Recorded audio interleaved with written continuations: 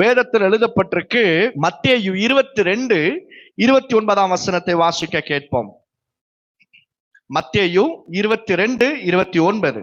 இயேசு அவர்களுக்கு பிரதியுத்தரமாக நீங்கள் வேத வாக்கியங்களையும் தேவனுடைய வல்லமையையும் அறியாமல் தப்பான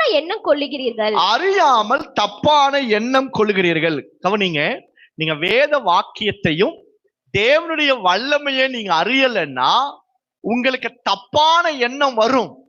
உங்களுக்கு வேத வசனத்துல கர்த்தர் பேசுகிறது உங்களுக்கு புரியாது. தேவனுடைய வல்லமையை நமக்கு நாமே மட்டுப்படுத்துகிறோம். ஒரு இடத்துக்கு நானு ஒங்கோல் என்கிற இடத்துக்கு நாங்க ஊழியத்துக்காக போகிறோம்.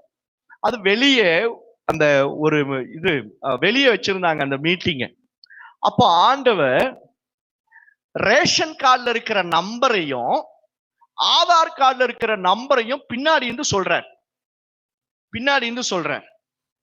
ஆதார் கார்டு நம்பர் சொல்லிக்க, ரேஷன் கார்டு நம்பர் நான் இது வரைக்கும் சொன்னதே கிடையாது. ஆனா என் கண்ணு பாக்குது ஒரு ரேஷன் கார்டு நம்பர். அதை நான் பின்னாடி இருந்து சொல்றேன். அப்போ அங்க ஒருத்தர் இருந்தாரு பாருங்க, அவர் ஓடி வந்து சொல்றாரு, அந்த நம்பர் என்னுடைய நம்பரு, இங்க இருக்கிற ரேஷன் கடையில தான் நான் வேலை பார்க்கறேன்ற. இங்க இருக்கிற ரேஷன் கடையில தான் வேலை பார்க்கறேன். அந்த முழு குடும்பமும் பாருங்க பிசாசின் பிடியில இருந்தது. அவங்க வீட்டுக்கு நான் போயிருக்கேன். கர்த்தர் அவளை விடுதலை ஆக்கினார். ஏன் அப்படின்னா, பல நேரத்துல ஆண்டவர் இதை சொல்லுவாரா, ஆண்டவர் இதெல்லாம் சொல்லுவாரா, இதெல்லாம் செய்வாரா என்று சொல்லி நாம் தேவனுடைய வல்லமையை அறியாததுனால நாம் தப்பா நினைச்சுக்கிறோம். அதை ஒரு அளவுக்கு வரைக்கும் தான் நாமே மட்டுப்படுத்துகிறோம். கர்த்தருடைய பிள்ளைகளை, இந்த நாளில பரிசுத்த ஆவியானவர் கர்த்தருடைய வல்லமையை நீங்கள் அறிந்து கொள்வதற்கும் அவரால் எல்லாமே கூடும் என்கிறதையும் ஒரு பெரிய வெளிப்பாட்டை கொடுத்து உன் விசுவாசத்தை கர்த்தர் வர்த்திக்க பண்ணுவார். ஆமென் சொல்லுங்க. ஆமென். இது ஆண்டவரால கூடுமா, இது செய்ய முடியுமா, இது கர்த்தர் செய்வாரா என்கிற சந்தேகத்தோடு உட்கார்ந்திருக்கிற உன்னை நோக்கி கர்த்தர் சொல்லுகிறார், அவரால செய்யக்கூடாத காரியங்கள் ஒன்றுமே இல்லையா.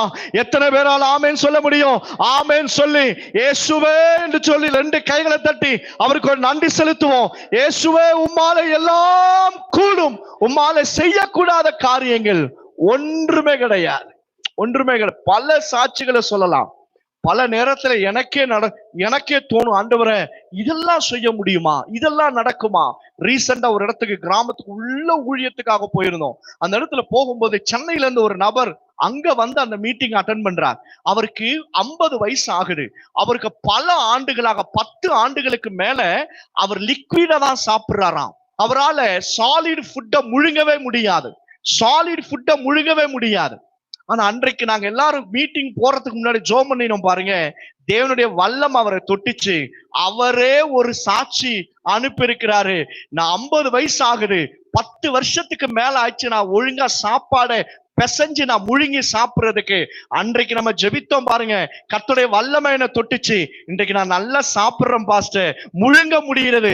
தேவ பிள்ளைகளை, தேவன் தம்முடைய வல்லமையினால தொட ஆரம்பிச்சாருன்னா அவரால் செய்யக்கூடாத காரியங்கள் ஒன்று கிடையாது.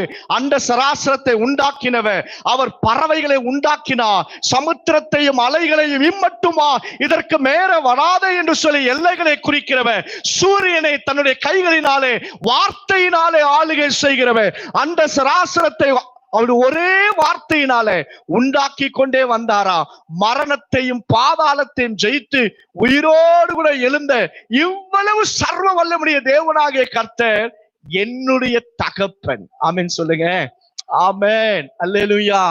நீங்க அவர் மேல வைத்திருக்கிற விசுவாசம் எப்போ வர்த்திக்க பண்ணப்படுமோ அப்போ தேவனுடைய வல்லமையை உங்களால கவனிக்க முடியும், உங்களால பார்க்க முடியும்.